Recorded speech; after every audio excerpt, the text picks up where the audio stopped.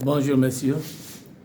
Bonjour. Bonjour. Ça va bien? Bien, merci. Vous devez bien vous présenter à nos différents followers. Moi, c'est Malik Ndour, je suis l'inspecteur régional du travail et de la sécurité sociale de Ziguinchor. J'étais de passage ici au niveau de la délégation de requalification de la SAPCO de Cap Skirring pour former les délégués du personnel qui ont été récemment élus au mois de novembre passé. Voilà, donc c'était une formation pour des renforcements de capacité pour que ces délégués-là, nouvellement élus, puissent connaître c'est quoi leur mission, qu'est-ce que le délégué du personnel, comment exercer cette mission de délégué du personnel, et par rapport aussi à leur contribution dans l'amélioration donc, des conditions de travail et l'instauration d'un climat social apaisé au niveau de Cap Skirring.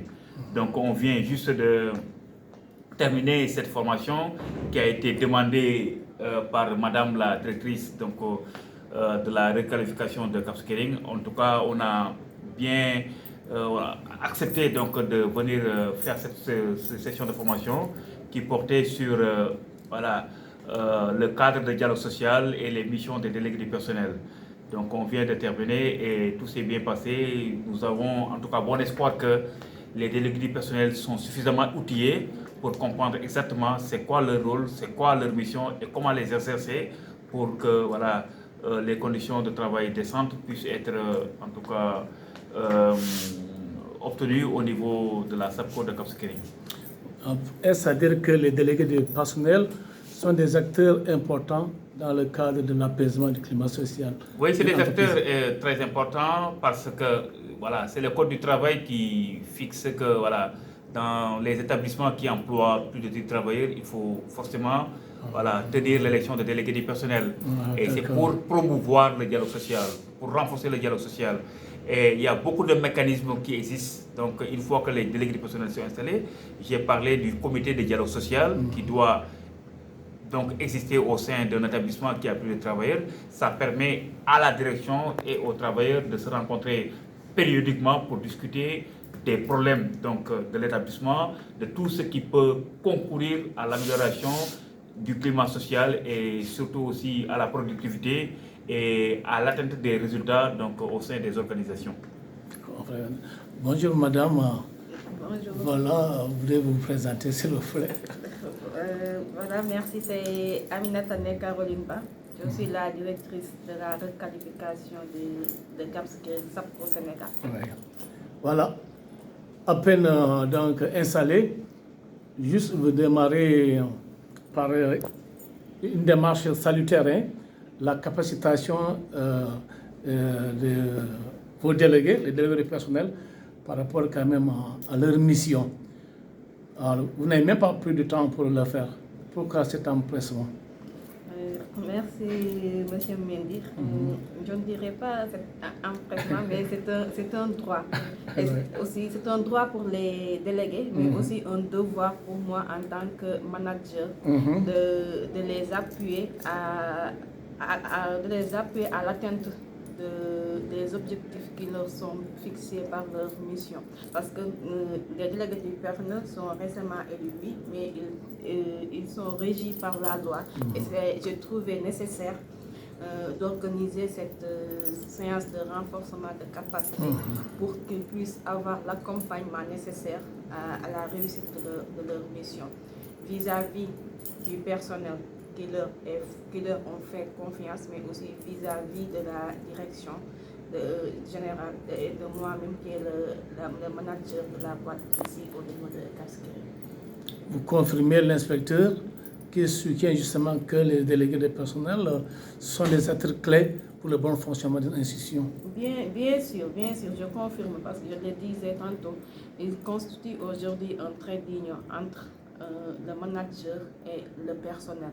Donc, sans eux, je dirais qu'on ne peut pas dialoguer nécessairement parce que ce n'est pas évident de pouvoir, quand on gère un certain nombre de personnes, de pouvoir parler avec tout un chacun. Non. Donc, aujourd'hui, si on a des délégués qui représentent le personnel, ils nous facilitent le dialogue entre le manager et le personnel qui travaillent au niveau de la boîte et ils contribuent aussi à la facilitation de nos missions.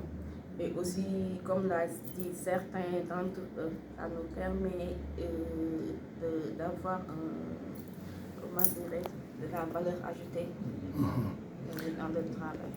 Bon, si on peut se permettre de dire SAPCO New Look, SAPCO nouvelle version, donc direction Cap Skirring, est-ce que ce n'est pas ça aussi qui sous-tend justement cette initiative, donner un nouveau souffle quand même à la SAPCO à travers le dynamisme de son personnel?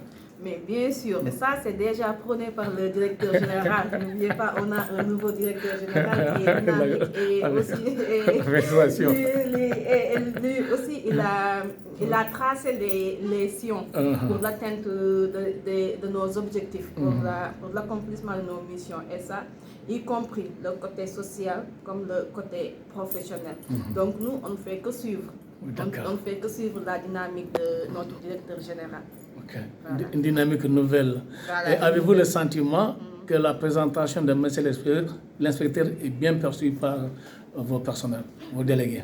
Bien sûr, bien sûr. J'ai remarqué un satisfait total au niveau des délégués.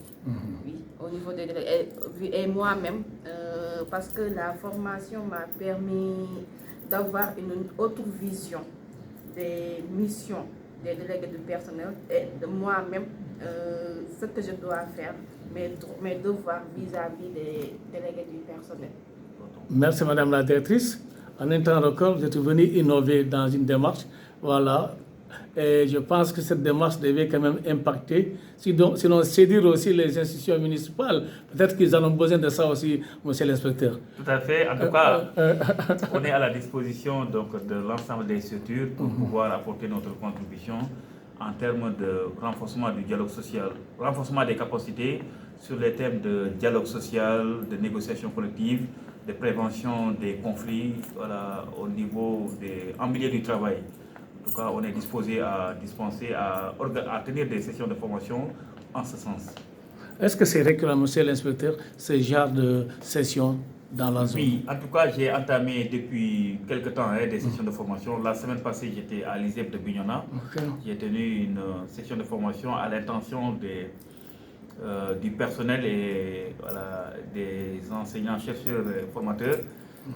Bientôt aussi, il y a d'autres structures qui m'ont sollicité pour des organisations, pour des sessions de formation donc de leur personnel en droit du travail.